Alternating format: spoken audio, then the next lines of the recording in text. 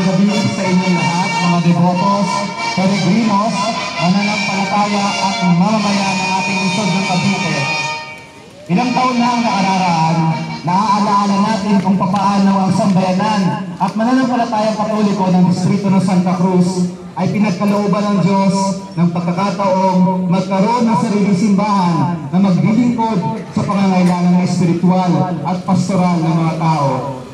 Nagsimula bilang isang simpleng pamayanang simbahan na dating bahagi ng San Pedro Apostol.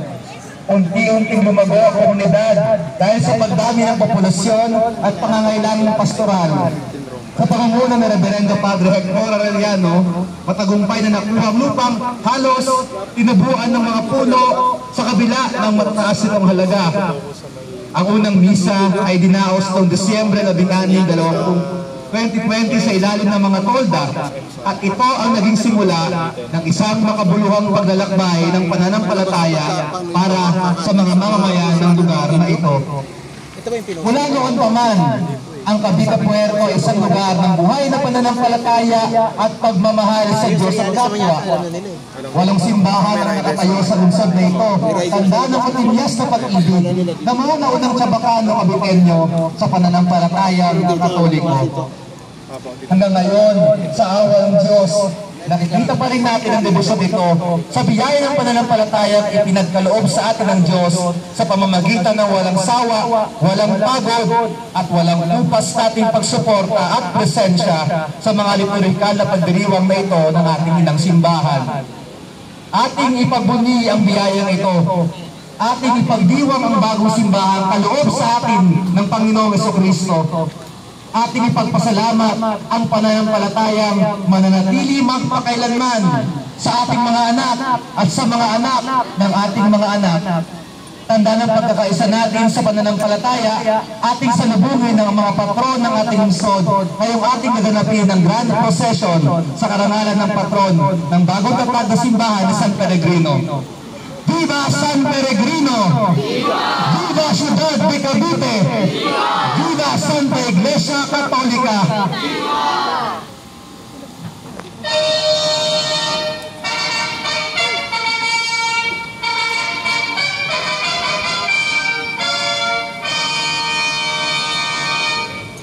Magandang gabi po sa inyong lahat. Ngayon po ay sisimulan natin ang kauna-unahang maringal na prosesyon kasama ang iba't ibang imahe ng mga parokya na sasakupan ng simbahan ng San Peregrino. Ang mauuna sa ating maringal na prosesyon ay ang Cereales. Sa isang prosesyon, sa krus at dalawang kandila ay pinakatawan sa mga makabuluhang simbolo ng Kristiyano. Ang krus, nakadalasang pinalaputian ng larawan ni Kristo na nakapato sa krus, ay ang simbolo ng sakripisyo ni Jesus at ang pananampalataya ng Kristiyano. Ang dalawang kandila ay sumisimbolo sa liwanag ni Kristo at presensya ng Diyos sa mundo. Ating sisimulan ng maringal na prosesyon ang unang karosa, karosa ng banal na krus.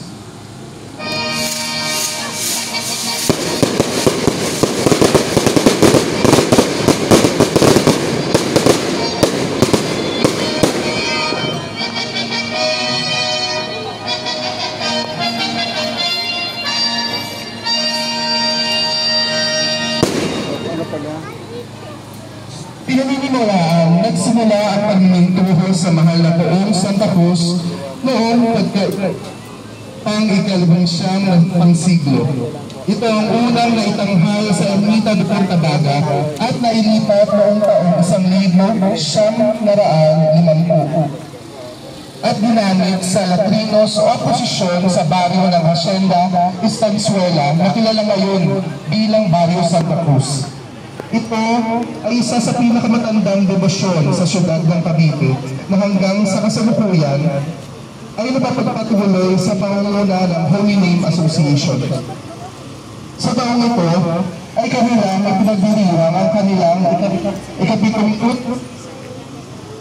anibersaryo ng Mayflower Festival o taunang tradisyon ng Santa Cruzan at Flores de Maria sa karangalan ng ang pamimigtong patuloy.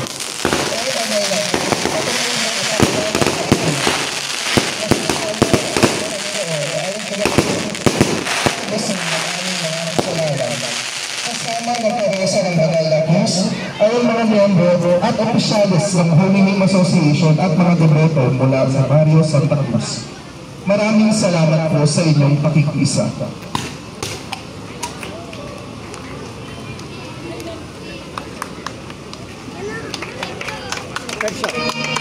Ang susunod na karosa ay ang karosa ni Santa Elena.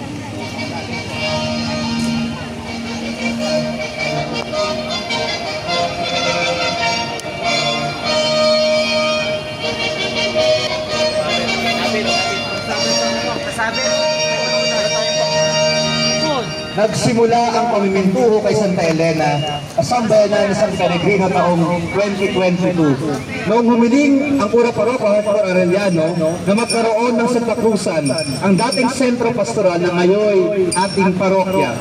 Sa taong ito ay dinala ang opisyal na replikang imahe ng Emperatriz mula sa parokya ng Santa Cruz sa Noveleta at pinasinayaan sa parokya ng San Pedro dito sa ating syudad.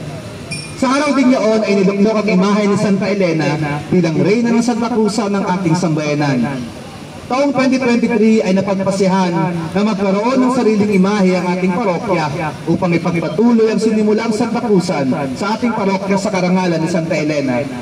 Santa Elena, reyna ng Santa Cruzan, emperatriz ng bayan ng Noveleta, ipanalangin mo kami. Kaagapay ng karosa ang mga deboto ni Santa Elena, ang mga mamamayan ng Noveleta.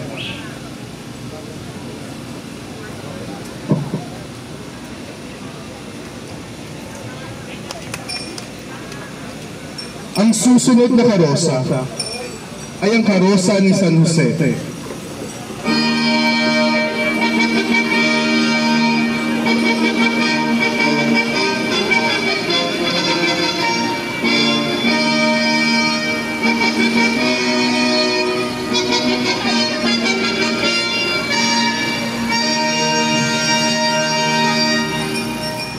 Noong taong 1957 sa debosyon at hangarin ni Ginang Purifikasyon Lagak sa Malala ay naipagawa ang maamo at kababaang loob na mukha ng imahen ni San Jose ng Dalahican. Taong 1960 upang lalong may maparangal si San Jose ay minarapat ni Ginang Purifikasyon sa Malala na magdiwang ng kapistahan tuwing ika-19 ng Marso. Makailang pagkakataon na rin na ginamit ng mga parokya at mga bisita dito sa ating lungsod ang imahe ni San Jose upang maitampok siya sa mga pagdiriwang at pista tuwing Marso. At gayon din tuwing ika-1 ng Mayo. Gayon din naman kung panahon ng Kapaskuhan kung saan itinatampok ang kanyang imahe bilang tagpo sa Belen, kung saan sinasamahan ito ng mga imahe ng Birhen ni Maria. Dahilan na din sa kasapi ni Ginang sa Malala, ang ikatlong orden ng mga Agustino Recoleto o mas kilala ngayon na Secular Augustinian Recollect Fraternity, kung kaya sa mahabang panahon ay ang mga paring Agustino Recoleto din ang namimintuho at namumuno sa taunang misa at presisyon sa karangalan ni San Jose sa takbo ng makabagong panahon at mga hanggang ngayon, pinagpapatuloy ng mga naiiwang pamilya ni Ginang Purifikasyon sa Malala at mga taga-Dalahican na napapaampon kay San Jose ang kanyang kapistahan. At ngayong taong ito, 2025, sa pagtatalaga ng simbahan ng San Peregrino Leoso, bilang isang ganap at bagong parokya dito sa lungsod na Cavite, ay kinikilala na rin ang parokyang ito bilang bagong nitong komunidad at distrito ng Dalahican, sambayanan ng Diyos na nasa pamumuhay ni San Jose ng Dalahican. San Jose de Dalahican, ipanalangin mo kami. Kaagapay ng karosa ni San Jose ang mga mamamayan mula sa dalahican. Maraming salamat po sa inyong pakikisa. Ang susunod na karosa ay ang karosa ni San Antonio de Padua.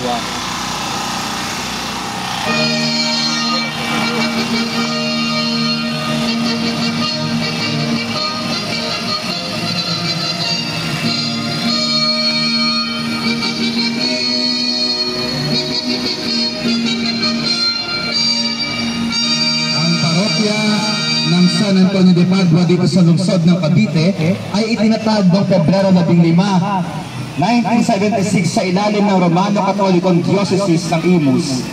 Ang distrito ng San Antonio ay dating sakop at pinamamahalaan ng parokya ng San Roque. Ang nooy kuna paroko ng parokya ng San Roque na si Reverendo Monsenyor Baraquiel Mojica ang siyang nanguna sa isang sambayanan sa pagtatatag ng parokya ng San Antonio de Padua. Sa kabitang 22 barangay na bumubuo sa distrito ng San Antonio, kabilang ang 2 barangay sa loob ng San Lipoy.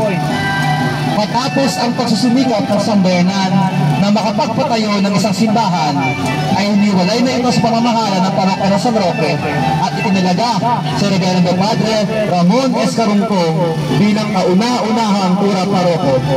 Taong 2001, tinalaga bilang isang ganap na parokya. At sa kasalukuyan, ang parokya ng San Antonio de Padua dito sa lungsod ng Cavite ay pinangungunahan ng kasalukuyang pura paroko, Reverendo Padre Gilberto Di Orubio. Ang parokya ng San Antonio de Padua sa lungsod ng Cavite ay nagdiriwang ng ginuntuang jubileo ng pagkatatag nito sa susunod na taong 2026. San Antonio de Padua, ipanalangin mo kami. Kaagapay ng karosa ng San Antonio ang mga mamayan mula sa San Antonio Parish. Maraming salamat po sa pagpapaunlak at pagsama sa aming maringal na prosesyon.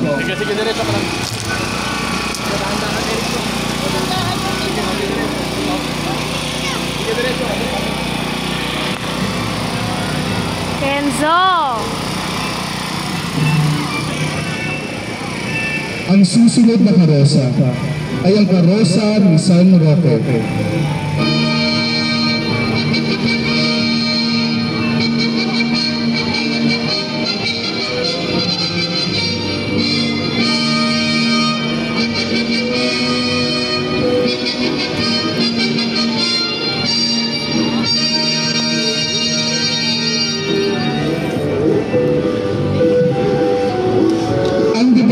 Kay San Roque ay nagsimula noong ika-17 siglo sa Cavite, Puerto, panahon kung saan laganap ang mga epidemya gaya ng cholera at smallpox.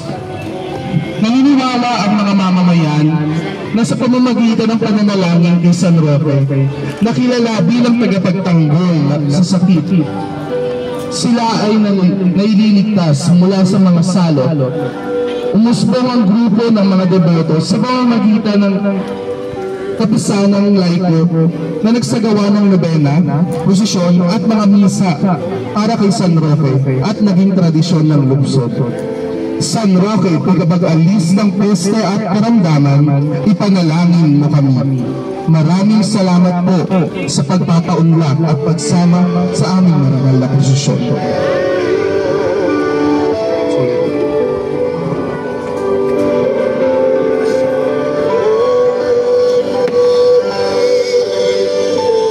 Susunod na karosa ay ang karosa ni San Pedro Apostol.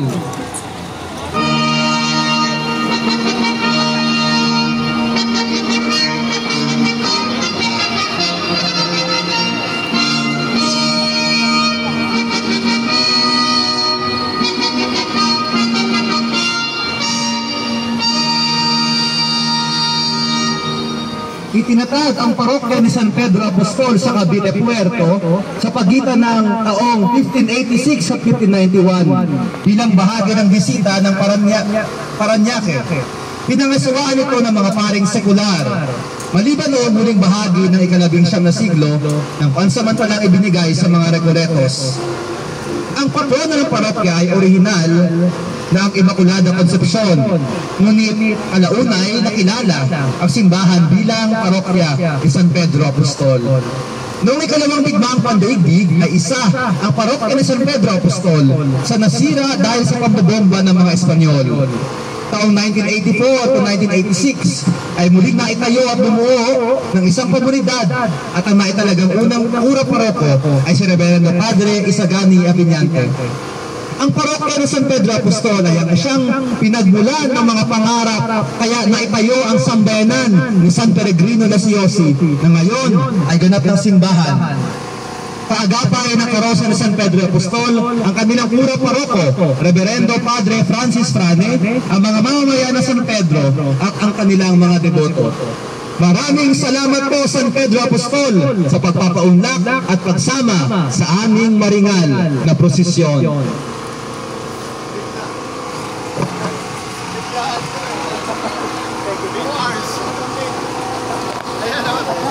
Ang susunod na karosa ay ang karosa ng Mahal na Birhen ng Soledad ng Portabaga.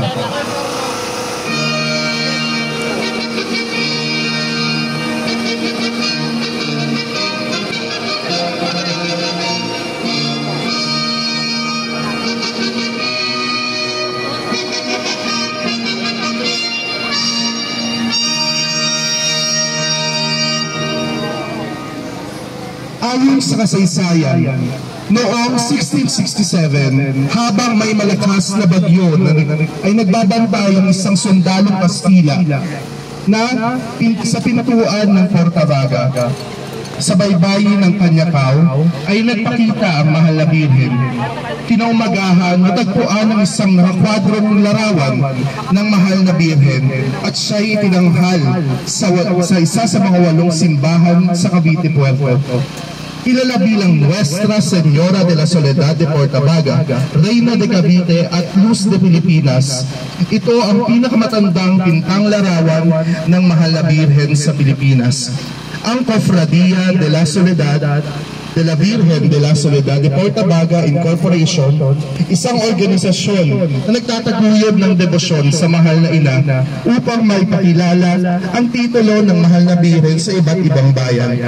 Ang pang-diocesis na dambana ng Mahal na Birhen ng Soledad ng Portabaga, parokya ng San Roque, ay ang natatanging sentro ng debosyon paukol sa Mahal na Birhen ng Soledad sa buong lalawigan ng Cavite. Mahal na Birhen ng Soledad ng Portabaga, Reyna at Patrona ng lalawigan ng Cavite, ipanalangin mo kami. Kaagapay ng karosa ng Mahal na Birhen ay ang Cofradia de la Soledad de Portabaga. Maraming salamat po sa inyong pagpapaunlak sa aming maringal na prosesyon.